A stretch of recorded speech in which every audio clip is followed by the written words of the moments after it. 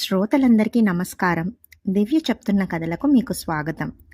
నా ఛానల్ని సబ్స్క్రైబ్ చేసుకున్న సబ్స్క్రైబర్స్ అందరికీ చాలా చాలా థ్యాంక్స్ అండి. ఇకపోతే కొత్తగా నా ఛానల్ని చూసిన వారు, నా ఛానల్లో కథలు వినటానికి కొత్తగా వచ్చిన వాళ్ళు తప్పకుండా సబ్స్క్రైబ్ చేసుకొని నా ప్రతి కథకి లైక్ చేస్తారని నేను కోరుకుంటున్నాను. మీరిచ్చే లైక్ నాకు చాలా మోటివేటింగ్గా ఉంటుంది. ఇంకా చక్కటి కథలతో మీ ముందుకు రాగలను. ఇకపోతే ఇవాళ ఇంకొక చక్కటి కథతో మీ ముందుకొచ్చేసాను. ఇంకెందుకు ఆలస్యం, వినిపించేయమంటారా? నాకు చెందిన నా జీవితాన్ని, దాని అదృష్టాన్ని ఆడిట్ చేస్తే మిగిలేది ఏమిటి? ఆత్మగౌరవం పోతున్న వర్తమానం. దేవుళ్ళందరికీ నా మీద ఏదో కోపం ఉందని కాదు, నా పూర్వీకుల శాపాల ఫలితమని కూడా నేను అనుకోను. మనిషి హృదయంలోని కల్మషమిది. షేక్స్పియర్ అన్నట్లు ట్రాజిక్ హీరోలందరూ ఒంటరి వాళ్ళు. మరి ఆయన మాక్బెత్, ఒథెల్లో, లియర్, హ్యామ్లెట్లంతా అంతే కదా. కానీ నాకు ఒంటరిగా ఉండటం ఇష్టం లేదు. నేను సంఘజీవిని. నలుగురి మధ్య ఉండాలని అనుకుంటాను. కానీ ఇంట్లో పరిస్థితి అలా లేదు. ఏం చెయ్యాలి? ఏం చెయ్యగలను? ఈ జీవితాన్ని ఇలాగే కొనసాగించాలా? ఏమిటిది అని గొంతెత్తాలా? అర్ధరాత్రి దాటినా నిద్ర రావటం లేదు. కిటికీ పక్కనే నా పడక. కిటికీ తెర కదిలినప్పుడల్లా బయటి వీధి లైట్ల వెలుగు కంటిరెప్పల్ని అంటిపెట్టుకున్న నీటి బొట్ల మీద ప్రతిఫలిస్తూ ఉటోపియా లాంటి ఇంద్రధనస్సుని చూపిస్తోంది. ఏం నిర్ణయించుకోవాలి? కళ్ళు తెరవదలుచుకోలేదు. తెరిస్తే కన్నీళ్లు చెంపల మీదుగా కారిపోతాయి. రెప్పల చివరన దోబూచులాడుతున్న సప్త వర్ణాలు జారిపోతాయి. జరిగింది ఇది. ఇవాళ శంకరమఠంలో లలితా సహస్రనామ పారాయణం ఉంటే వెళ్ళాను. ఎప్పుడూ దసరాల్లో వెళ్తాను. ఎవరూ పాత స్నేహితులు కానీ తెలిసిన వాళ్ళు కానీ కనపడేవారు కాదు. కానీ ఇవాళ విజయకుమారి కనపడింది. ఆమెని ఇంటికి తీసుకొచ్చాను. అదే నేను చేసిన పెద్ద నేరం. వెళ్ళండి, మీ ఫ్రెండ్తో పాటే ఆశ్రమంలో ఉండండి. నేను చెప్తే చాలు. మళ్ళీ మీ అబ్బాయి ప్రత్యేకంగా చెప్పక్కర్లేదు. ఇది మొదటిసారి కాదు సునంద ఇలా అనడం. అయితే ఎప్పుడూ పెద్దగా పట్టించుకోలేదు. కానీ ఇవాళ అలా కాదు. ఆలోచించాలి. భావి జీవితం గురించి ఆలోచించాల్సిన సమయం వచ్చింది. ఒకే స్కూలు, ఒకే క్లాసు, పక్కపక్క ఇళ్ళు. విజయతో మాట్లాడకుండా ఎలా ఉంటాను? గబగబా దగ్గరికెళ్ళి భుజం మీద చేయి వేశాను. ఉలిక్కిపడి పక్కకి తిరిగి నన్ను చూసింది. గుర్తుపట్టింది. ఆ కళ్ళల్లోని భావాలకి భాష లేదు. మా ఇల్లు ఇక్కడే అంటూ దాన్నింటికి తీసుకెళ్లాను. నా స్నేహితుల్ని ఇంటికి తేకూడదు. అది నా కోడలి ఆజ్ఞ. కానీ ఉల్లంఘించాను. 30 ఏళ్ల తర్వాత కనబడ్డ స్నేహితురాల్ని అలా వదిలేయలేకపోయాను. ఏదో మొండితనం. ఇంటి తాళం వేసి ఉంది. మనసులో ఆనందం. నిర్భయంగా ఊపిరి పీల్చుకున్నాను. వంటింట్లో గారెలు, ఆవడలు ఉంటే టిఫిన్ పెట్టాను. కాఫీ ఇచ్చాను. మా ఇద్దరి మధ్య వ్యక్తిగత విషయాలు రాలేదు. రాకుండా జాగ్రత్త పడ్డామన్నది నిజం. స్కూలు, కాలేజీ, ఫ్రెండ్స్ గురించి ఎన్నో మాట్లాడుకున్నాం. అంతా నోస్టాలజియా. 3 అవుతుండగా లేచింది. ఆటో ఎక్కిస్తున్నప్పుడు అడిగాను, ఎక్కడ ఉంటున్నావని. మదర్స్ ఓల్డేజ్ హోమ్ అంటూ అడ్రస్ ఆటో వాడికి చెప్పినప్పుడు నా ప్రశ్నకి జవాబు దొరికింది. కోడలు వచ్చాక ఏం గొడవ జరుగుతుందో అని భయపడుతూనే ఇంట్లోకి అడుగు పెట్టాను. వంటింట్లో పెట్టిన గారెలు, ఆవడలు తగ్గాయి? నిలదీసింది. నా స్నేహితురాలు పాపం ఆశ్రమంలో ఉంటోంది. దాదాపు 30 ఏళ్ల తర్వాత కనిపిస్తే నాంచాను. ఇదేం ధర్మసత్రం కాదు, తీసుకొచ్చి టిఫిన్లు, కాఫీలు ఇచ్చి మర్యాదలు చేయడానికి. సిగ్గు, అవమానం. ఇది నా ఇంట్లోని నా స్టేటస్. పండుగ రోజులని గారెలు, ఆవడలు చేశాను కానీ పిల్లలు హడావిడిగా అన్నం తిని సినిమాకు వెళ్లారు. గారెలు తిననే లేదు. మీ అబ్బాయి ఆఫీస్కి వెళ్లే సమయానికి పిండి వంటలు అవ్వనే లేదు. నేను కాస్త అటు ఇటు వెళ్ళేటప్పటికీ వంటింట్లోకి వెళ్ళడం, వెతకటం, తినేయడం. అందులోనూ అది నూనె సరుకు. రాత్రికి కళ్ళు కళ్ళుమంటూ దగ్గుతారు. మీది మీకే తెలియాలి. రేపొద్దున దగ్గు, ఆయాసం ఎక్కువైపోతే ఈ చాకరీ ఎవరు చేస్తారు? ఇవాళ అటో ఇటో తేలిపోవాలి. మీ అబ్బాయిని రానియండి, సంగతి తేలనిద్దాం. మీరో నేనో ఉండాలి ఇంట్లో. పైగా మీ ఫ్రెండ్స్ ఆశ్రమంలో ఉందని అన్నారు. మీరు పోండి, అక్కడే ఉండొచ్చు. ఒంట్లోని శక్తంతా పోయింది. అలాగే జారి నేల మీద కూర్చుండిపోయాను. సునంద ఇంకా ఏదో అంటూనే ఉంది. కళ్ళు మూసుకొని కూర్చున్నాను. నా భర్త వెంకట్రావు గుర్తొచ్చాడు. అప్పుడు నేనెలా ఉన్నాను? ఇప్పుడెలా ఉన్నాను? వెంకట్రావు ఒక్క మాటన్నా పడలేదు. ఎందుకన్నారు, నన్ను అవమానించారు అంటూ దెబ్బలాడేదాన్ని. మరి ఈ రోజున కొడుకుని ఒక్క మాట కూడా అనలేకపోతున్నానెందుకు? ఏమిటో అడ్డొస్తోంది. మొగుడిని అనొచ్చు కానీ కొడుకుని అనకూడదా? ఎంత వ్యత్యాసం! భర్తకివ్వని విలువని కొడుక్కిచ్చానా? భార్యాభర్తల బంధంలో దగ్గరతనం, తల్లి కొడుకుల బంధంలో అగాధాల లోయలు. ఇవాళ ఇదో పాఠం. రోజూ పాఠాలే. ఏదో ఒక తప్పు సునంద దృష్టిలో చేస్తుంటాను. పాఠం నేర్చుకుంటుంటాను. ఇంటికి వచ్చిన వాళ్లతో నేను మాట్లాడకూడదు. ఒకవేళ మాట్లాడినా ఇంటి విషయాలు చెప్పకూడదు. బాల్కనీలో ఆరేసిన బట్టలు గాలికి కింద పడుతుంటే తీయమని పిల్లలకి చెప్పకూడదు. అసలు పిల్లలకి ఏ పని చెప్పకూడదు. ఫోన్ వస్తే నేను తీయకూడదు. ఎందుకంటే ఫోన్లు వాళ్ళకే వస్తాయి కాబట్టి. పేపర్ రాగానే నేను దానికేసి చూడకూడదు. కొడుకు కోడలు పిల్లలు చదివాకే నేను చదవాలి. నాకు 70 ఏళ్ళు. గబగబా నడవలేను, వంగలేను. అయినా సరే నేను చెయ్యగలిగితే చెయ్యాలి. కానీ వాళ్ళకి మాత్రం ఏ పని చెప్పకూడదు. అప్పటికీ ప్రతి విషయం వాళ్ళ కోణంలోంచి చూస్తాను. వాళ్ళ బుర్రలో నా బుర్ర ఉంచి ఆలోచిస్తాను. నాదే తప్పు, వాళ్లే రైటు అనుకొని సర్దుకుపోతాను. జీవితం అంటే సర్దుకుపోవటం అన్న డెఫినిషన్ పెట్టుకున్నాను. నాకు పెన్షన్ ఉంది. ఒకనాటి నా గవర్నమెంట్ స్కూల్ ఉద్యోగం ఈ వయసులో నా పరువు నిలబడుతోంది. అదే నా ధైర్యం. ఆశ్రమంలో చేరాలని అనుకున్నాను. ఆత్మగౌరవం ముఖ్యం. నచ్చితే ఆశ్రమంలో చేరిపోవచ్చు. కానీ నచ్చకపోతే? దీనికి జవాబు ఆలోచించలేదు. పొద్దున్నే తయారైపోతుంటే సునంద చూస్తూనే ఉంది. ఏదో గుడికో భజనకో వెళ్తున్నానని అనుకుంటుంది. అదే ఆలోచనలో ఉండని. ఆశ్రమం ఎక్కడుందో ఆటో వాడికి చెప్తోంటే విన్నాను. విజయ్ ఎలా చెప్పిందో అలాగే చెప్పి ఆ ఆశ్రమం చేరుకున్నాను. చుట్టూరా బోల్డు స్థలం, పచ్చని పచ్చిక, దట్టంగా చెట్లు, మధ్యలో పర్ణశాల లాంటి స్ట్రక్చర్ని ఊహించుకున్నాను. అది ఎవరిదో 2 అంతస్తుల ఇల్లు. కాంపౌండ్ ఉరుకు పరుగుల సివిలైజేషన్ మధ్యలో ఉంది ఆ ఇల్లు. గేటు తీసుకొని లోపలికెళ్ళాను. ఓ వాచ్మ్యాన్ నేను వచ్చిన పని కనుక్కొని ముందు గదిలో కూర్చోపెట్టాడు. అది విజిటర్స్ రూమ్ అని వరుసగా గోడకి ఉన్న కుర్చీలను చూసి అనుకున్నాను. విజయ సంభ్రమంగా వచ్చింది. ఆ మాట ఈ మాట చెప్పుకున్నాం. ఎందుకున్నావని అడగను కానీ ఇది ఎవరి ఆలోచన అడిగాను. ముఖంలో అప్పటిదాకా ఉన్న సంతోషమంతా మాయమైపోయింది. ఒక్కసారి నీడలు కమ్ముకున్నాయి. 2 నిమిషాలు మాట్లాడలేదు. ఎడంచేతి వేళ్లతో కింద పెదవిని నలుపుతూ కిందకు చూస్తుండిపోయింది. ఎవరిది అంటే అందరిది. కొడుకు కోడలు, ఉద్యోగాలు, పిల్లలిద్దరూ స్కూలు, తర్వాత ట్యూషన్. పొద్దున మొదలుకొని సాయంత్రం వరకు ఒక్కదాన్నుంటాను. కాబట్టి ఎవరైనా ఇంటికి వస్తే నా పీక నొక్కి ఇంట్లోని నగా నట్ర డబ్బు దశకం పట్టుకుపోతే అని చాలా దూరం ఆలోచించి ఇక్కడుంచారు. నాకు ఆ మధ్యన ఒంట్లో బాగోలేదులే. ఇంట్లో అయితే అటు ఇటు తిరగాల్సి వస్తుందని ఇక్కడే నయమని అన్నారు. ఆమె కళ్ళల్లోకి చూడటానికి ప్రయత్నించాను. తల వంచుకుంది. నీకు నిజంగా ఇక్కడే నయంగా ఉందా? సంతోషంగా ఉందా? నేను కూడా తల వంచి దాని ముఖంలోకి చూడటానికి ప్రయత్నించాను. నాకా? తలెత్తి నవ్వడానికి ప్రయత్నించింది. నాకు చాయిస్ లేదు.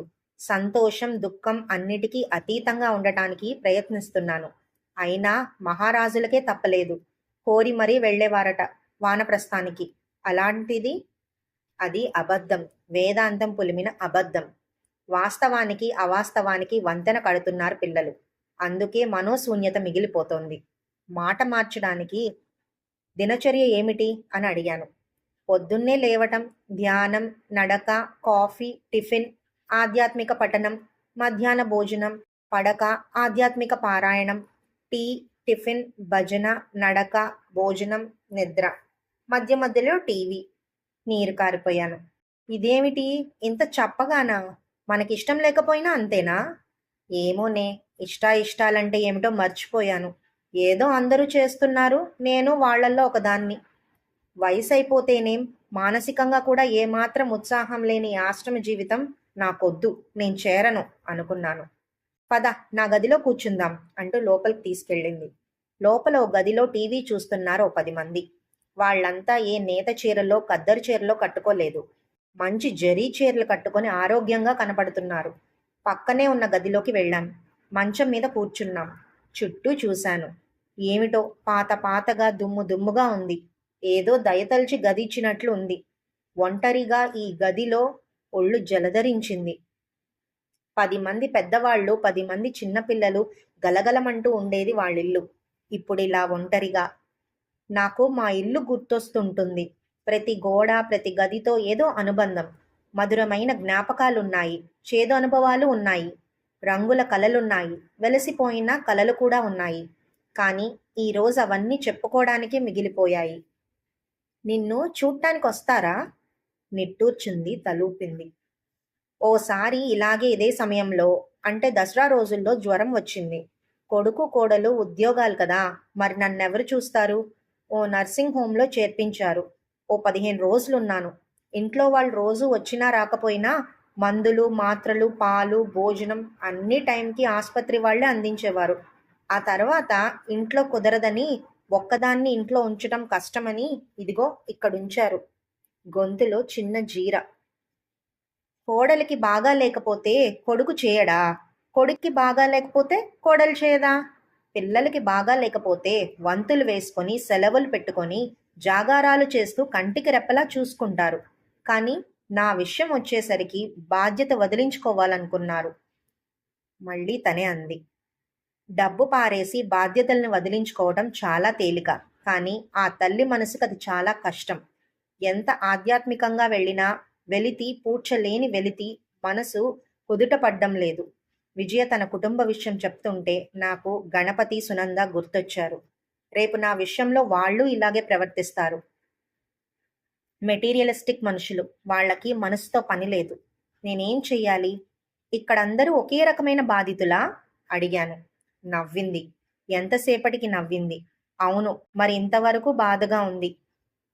కాదు, కోడళ్ళని రాచి రంపాన పెట్టిన అత్తలున్నారు. కట్నం కోసం వేధించిన మామలున్నారు. పెత్తనం చెలాయించిన పెద్ద మనుషులున్నారు. కానీ ఇప్పుడు అందరూ ఒక్కటే. పలకరింపుకి ముఖం వాసిన వాళ్ళు, ఎవరి కన్నీళ్లు వాళ్లే తుడుచుకోవాల్సిన వాళ్ళు. కొంతమంది, అంటే పిల్లలు లేని వాళ్ళు, పిల్లలెక్కడో ఉన్నవాళ్ళు తప్పితే మనస్ఫూర్తిగా వచ్చిన వాళ్ళెవ్వరూ లేరు.